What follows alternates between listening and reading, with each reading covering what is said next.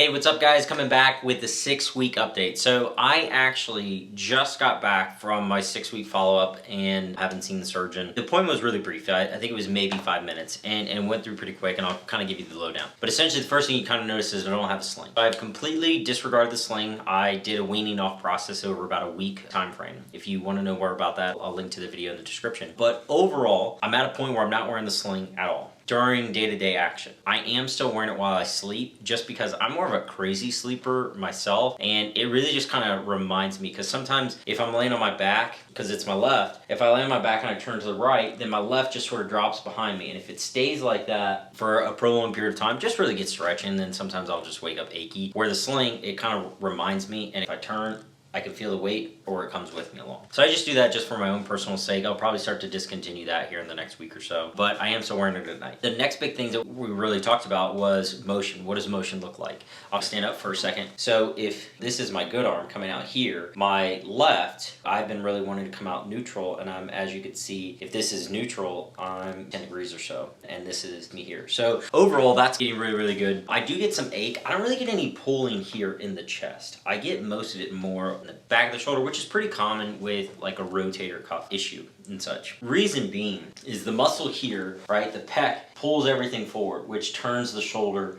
inward, and now I'm in like an internal rotated position. What that's gonna do is gonna push the head of the humerus backwards, and a lot of times when I'm coming back into external rotation, I just feel like it's kind of just running out of room, which in theory would sound crazy, because as you externally rotate the arm, the head of the humerus slides forward. But anyway, just having a little bit of that motion and lack thereof the control, that's kind of what I'm feeling. All normal things that I should be feeling around this time frame, and they're slowly getting better. The way they're really getting better is starting to incorporate some active exercises in the mix. I'm not doing many active exercises simply because at this point, remember, we still want to protect the original repair, but now we need to start making sure we get motion, because if we don't incorporate motion, not only will we not ultimately get the full healing that we need, but worse yet, that can lead to secondary complications that we so commonly see with someone who maybe is post rotator cuff repair, and they end up developing either some sort of tendonitis and irritation, or even frozen shoulder, which both of which a lot of times in the orthopedic realm, they'll give you injections to kind of overcome some of that pain, which is pretty common. So how do we mitigate that? And that's the main question. The main way to mitigate that is to still be able to get the motion that I need without sacrificing the correct movement and breaking good biomechanics, therefore creating impingements and stuff like that. The easiest way I'll show you is if this here is the glenoid, which is the socket that the shoulder sits in, and this here is the head of the humerus. When you go to raise your arm up, it naturally migrates upward. Part of the rotator cuff, what it does is it pulls the arm downward in order to allow your arm to keep coming not only up, but to prevent any impinging motion. If we have any muscle that is tight and limits motion, or muscle weakness, primarily the rotator cuff that can't pull down, you're gonna get this slamming or impinging effect, which can lead to that tendonitis like I mentioned. Those not only are common, they're secondary issues that we see after other procedures or surgeries, such as a rotator cuff repair or even a total shoulder replacement. Obviously, I want to avoid it. How do I avoid that? We give the arm range of motion and motion in a protected fashion that will not compromise the other tissues. Best way to do that is start working on motion laying down. Reason being is if I'm laying down, let's say on my back or supine position, what that does is, if you can imagine I'm laying on my back, that pushes the shoulder blade up against the rib cage, which gives it some stability, number one. Number two, the rotator cuff muscles aren't fighting gravity at this point. So I'll show you actively. I can get up a little bit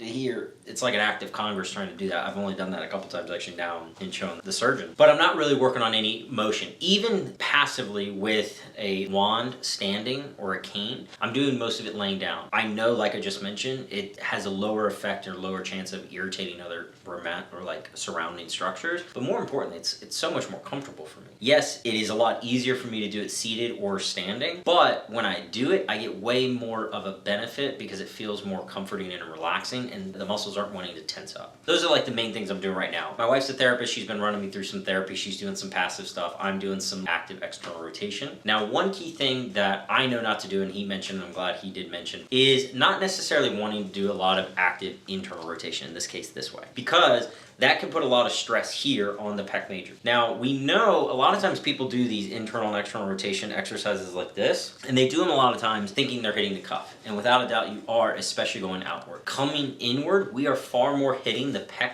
major more than the rotator cuff. We know the cuff, one of its main role, especially the subscap doing that internal rotation, is actually controlling the adduction, keeping something nice and close by and preventing that from pulling out. So one of the things that I'm doing is actually a carry. I'm doing a single arm or a suitcase carry and a long arm where it's basically not bent but long, and I'm just adducting into my side. And I'm using a very lightweight. I'm using like 5-10 pounds. I'm gonna slowly progress it. My goal is to be able to progress about 5 pounds a week. Now, do I feel I can do a lot more? Absolutely. Am I gonna push it? No. It's not the time and place. Right now, the main focus is gonna be really getting that range of motion. So my next 6 weeks, the overall arching goal, get the full range. I'm assuming I'm probably gonna be able to get to close to here within another 6 weeks if I'm coming straight up. Am I gonna be full? No, I'm probably gonna be about here, maybe 175-ish, probably close. I don't think I'm gonna be there. Coming out to the side into abduction, that'll be much harder and harder to get, and then the final test will be here. This is gonna be, obviously with my other arm, this is gonna be the hardest, getting to that 90-90 position, but it's warranted and needed, and I'm gonna need to get there. Along the way, some of the expectations that I am assuming I'll get is maybe some adhesion, some breaking up of some tissue along the way. That's gonna be pretty common, or feeling any like little pops or clicks or anything. I might get some like, right, which is essentially where the tendon's flossing over. That's going to be pretty common. I've had quite a few of those so far. That's common, and it's been getting better as I've been getting stronger, and I would expect it to do the same. Now, the one thing I don't see generally too much, and I think, you know, maybe the surgeon has just seen it a time or two, so he wanted to let me know not to be alarmed, was in case I do see some bruising as I start doing some more. He's like, you know, don't be alarmed. You might see some bruising. Nonetheless, you're going to be fine. You don't need to call and like freak out, think anything's wrong. And then the last thing he mentioned was we're not necessarily out of the woods yet of an infection risk. So this was one thing that historically you have a greater chance of infection more early on than you do later down the line. Now, the way he said he was able to bring my pec almost to bone, and then it just didn't have enough substance, right, collagen, in order to maintain and hold the graft. He was worried that it was going to start pulling through the muscle and tearing the muscle, not the tendon, but the muscle. Therefore, he went and did a tendon graft. By adding in that tendon graft, it is foreign to the body, but where it is, and when they scrape the bone to get the blood flow, and as I progress through therapy, my own natural body is going to lay tissue over top of it until one day it's going to be one in my own. It is going to become directly in line with my tissue. My body won't notice any different. How long that's going to take is really going to be probably 3 to 6 months. And I knew that, and I asked him, I was like, okay, so then in your opinion, when are we